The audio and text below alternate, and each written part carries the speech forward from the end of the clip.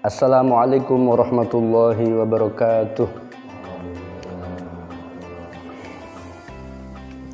Alhamdulillahirabbil alamin wassalatu wassalamu ala sayyidina Muhammadin wa ala alihi washabbihi ajmain. La haula wala quwwata illa billahil aliyyil azim, amma ba'd. Hadirin sekalian yang kami hormati, saudaraku sebangsa setanah air yang kami cintai dan banggakan. Pada kesempatan awal Ramadan ini kita bersyukur kepada Allah Subhanahu wa taala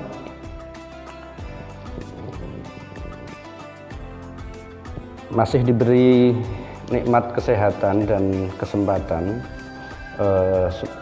sembari kita melanjutkan tradisi kajian dalam rangka menghidupkan bulan yang mulia, yaitu bulan Ramadan.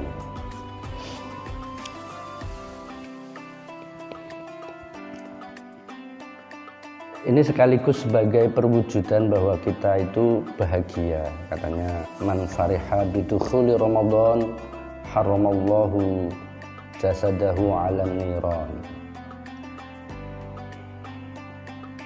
Baru saja kita bunga bahagia dengan masuknya bulan mulia Ramadan, maka Allah menjamin kita semua haramallahu jasadahu 'alan niran.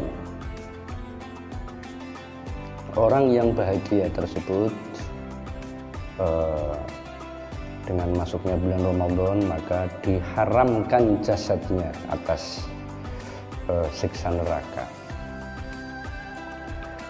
Semoga kita semua termasuk hambanya Allah, umat Rasulullah yang betul-betul lahir batin merasa dan mewujudkan rasa bahagianya tersebut di bulan yang mulia ini, sehingga kita betul-betul bisa memanen hikmah-hikmah yang terkandung pada bulan Ramadan pada tahun ini. Kita akan melanjutkan kajian 40 hadis yang ada korelasinya dengan sebuah eksistensi organisasi. Itu kenapa penting Mbah Hasyim Asy'ari itu merekomendasikan 40 hadis tersebut, karena organisasi itu, bagi siapapun yang aktif di organisasi itu kan tentu harus punya nalar dan punya komitmen untuk memanage, baik dengan ilmu, dengan sikap, dengan satu sistem yang baik. Karena ada pengendikan dari sahabat Ali radhiyallahu anhu, al-haqqu bila nizam yakhlibuhul batil bin nizam. Sesuatu yang hak, sesuatu yang orientasinya sungguhnya benar, tapi jika tidak dimanage dengan baik, maka sesuatu itu akan terkalahkan oleh sesuatu yang negatif, tetapi dimanage secara baik. Nah, jadi contoh ada satu komplotan, satu mafia yang itu mempunyai program ataupun rencana yang negatif, tetapi dimanage secara baik, bisa jadi hasilnya akan maksimal, dan itu mengalahkan sesuatu yang baik tapi tidak dilandasi dengan manajemen yang baik. Nah, disinilah sisi urgensi kenapa Mbah Hasyim itu merekomendasikan ada 40 hadis yang bersinggungan dengan aktivitas organisasi, terutama organisasi yang beliau dirikan yaitu Nahdlatul Ulama. Hadirin sekalian yang hormati, kita mulai saja. Bismillahirrahmanirrahim. Qala al-mu'allif rahimahullahu taala wa nafa'ana bihi wa bi'ulumihi wa bikum fid dharain amin. Kemarin kita sudah sampai hadis yang ke-8. Selanjutnya bismillahirrahmanirrahim. Salasun munjiatun. Salasun utawi perkara telu iku munjiatun, perkara kang nylametaken. Wa salasun lan telung perkara iku muhlikatun, perkara kang rusakaken. Fal munjiatu mongko utawi kang nylametaken iku khasyatullahi, wedi ing Allah. Wedi ing Allah, wedi takut Tuhan itu tentu takutnya beda dengan kita takut dengan situasi kondisi yang memang menakutkan. Takut terhadap Tuhan itu artinya kita takut melanggar atau berbuat sesuatu hal yang tidak diridhoi oleh Tuhan. Fisiring dalam tingkah rahasia, ing dalam tingkah samar, wal alaniyati ing dalam tingkah ngedeng, baik dalam situasi yang sepi maupun yang ramai gitu. Jadi dalam semua situasi kita ittaqullah, ittaqullah haitsuma kunta. Itu yang pertama. Yang kedua, wal hukmu lan ngukumi bil adli kelawan adil, firdo ing dalam tingkah ridho, wal khodobi lan ing dalam tingkah khodob, bendu. Jadi jika ada orang yang mempunyai kewenangan untuk membuat suatu aturan, membuat suatu hukum, menghukumi, maka rambu-rambunya itu harus bila adli. Dia harus berbuat adil di dalam berhukum, baik firdo wal khodob, baik dia dalam keadaan yang sedang stabil maupun sebaliknya. Wal iktisad lan sedengan fil khani, fil khina ing dalam tingkah sugih, tingkah lebih, wal fakri lan dalam tingkah fakir. Yang ketiga itu hal yang menyelamatkan, itu kita bisa bersikap biasa-biasa saja, baik dalam keadaan kita sedang berlebih maupun kekurangan. Nah, bagi orang biasa saja itu penting. Ketiga hal itu pasti yang menyelamatkan. Ittaqullah, yang kedua wal hukmu bil adli, yang ketiga iktisad fil khina awil fakri. Apalagi bagi seseorang yang mempunyai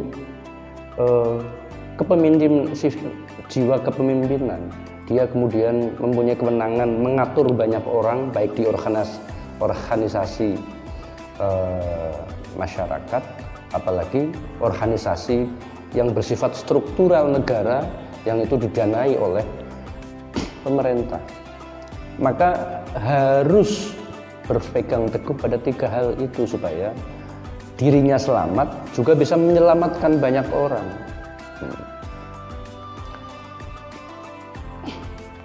Makanya hadis ini redaksinya tiga hal yang menyelamatkan.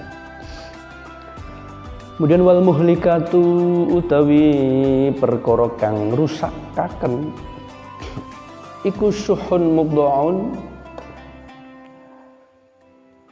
Suhun itu artinya kikir, muta'un kang den enut, wahawan lan hawa nafsu kesenengan, mutaba'un kang den turuti, wa ijabul mar'i lan oleh banggaaken wong suwiji biroihi kelawan penemune mar'i.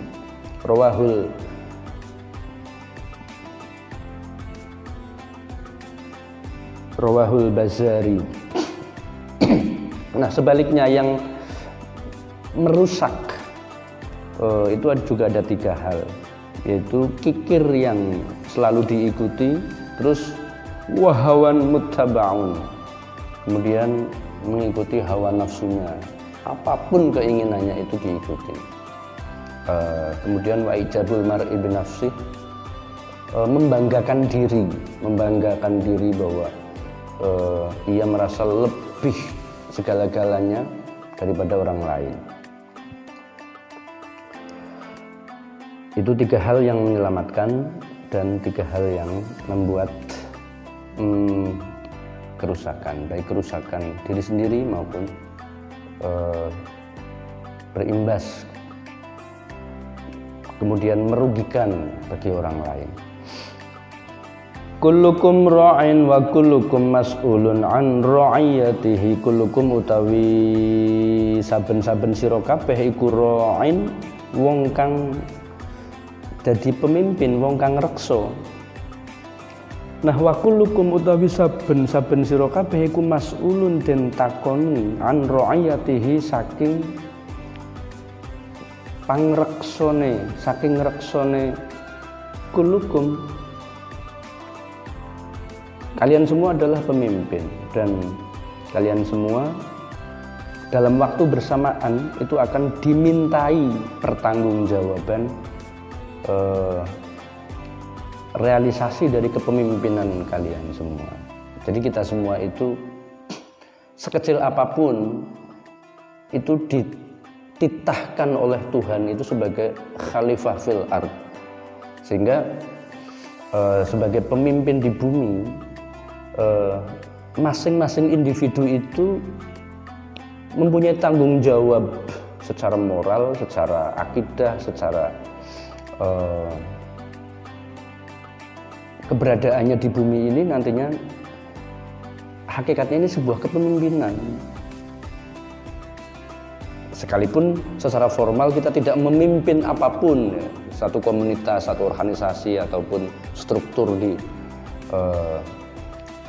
negara misalkan, tetap saja manusia itu karena sudah dikasih hidup, dikasih akal pikiran, akal budi, hati nurani, maka keberadaan dia di dunia itu hakikatnya siapapun manusia itu sebagai ra'in, sebagai pemimpin. Dan segala pikiran, segala tindakan selama kita hidup ini akan mas'ulun an ra'iyatih, akan ditanyakan pertanggungjawabannya. Al-imamu utawi imam iku ra'in, wong kang ngreksa, wa mas'ulun lan den takoni an ra'iyatihi, saking kewenangane, saking pengreksone imam. Apalagi jika dia seorang pemimpin, maka dia hakikatnya itu orang yang mempunyai wewenang, dan kewenangannya nanti akan dimintai pertanggungjawaban. Warrajulu utawi wong lanang iku ra'in, pemimpin pangreksa fi ahlihi ing dalem keluargane rajul, wa huwa tawi rajul iku mas'ulun dan takoni an ra'iyatihi saking kepemimpinane rajul. Wal mar'atu utawi wong wadon, demikian juga perempuan iku ra'iyatun, wong kang duweni pangreksa fi baiti zaujiha ing dalem umahe bojo lanange mar'ah. Wa mas'ulatun lan dintakoni sapa mar'ah an ra'iyatiha saking pangreksane mar'ah. Jadi semua orang, baik laki-laki maupun perempuan, itu ada pada sisinya satu tanggung jawab yang nantinya dimintai pertanggungjawabannya, baik laki-laki maupun perempuan. Wal khadimu utawi khadim, bahkan pembantu sekalipun, karyawan iku ra'in, wong kang duweni pangreksa juga punya sisi kewenangan untuk menjaga. Nah, dia karyawan itu tanggung jawabnya ke siapa ya? Ke bosnya, ke majikannya kan. Fi mali sayyidihi, ing dalem bandane utawa ing dalem pekerjaane majikane khadim, wa mas'ulun lan den takoni an ra'iyatihi saking pangreksane khadim. Demikian juga seorang pembantu, seorang karyawan sekalipun itu tetap mempunyai tanggung jawab yang akan dipertanggungjawabkannya kelak. Tentang apa? Tentang bagaimana cara dia menjaga integritasnya di dalam menjaga kedisiplinannya, menjaga hak dan kewajibannya antara dia sebagai seorang karyawan, sebagai pelayan terhadap majikan atau bosnya kan gitu. Supaya kedua belah pihak itu saling bisa menjaga hak-hak dan kewajibannya. Jadi pada prinsipnya kita sebagai manusia hidup di dunia, siapapun orangnya, sepanjang masih diberi hidup, diberi akal budi, diberi hati nurani, maka ia terikat dengan satu kewenangan sekecil apapun dan sebesar apapun yang mampu ia lakukan, dan kewenangan tersebut nanti akan dimintai pertanggungjawaban kelak. Sesungguhnya bukan hanya di alam kubur dan selanjutnya, bukan hanya di akhirat, tapi selagi ia masih hidup di dunia pun sesungguhnya kita tidak pernah lepas dari yang namanya tanggung jawab kepemimpinan kita, sekecil apapun peran kita di dunia ini. Nah, semoga dengan puasa ini hikmahnya kita menahan diri dari lapar dan dahaga, kita akan mampu selalu menjaga keberadaan kita hidup di dunia ini, menjaga visi misi kepemimpinan kita selagi masih diberi hidup oleh Allah Subhanahu wa taala. Wallahul muwaffiq ila aqwamit thoriq. Wassalamualaikum warahmatullahi wabarakatuh.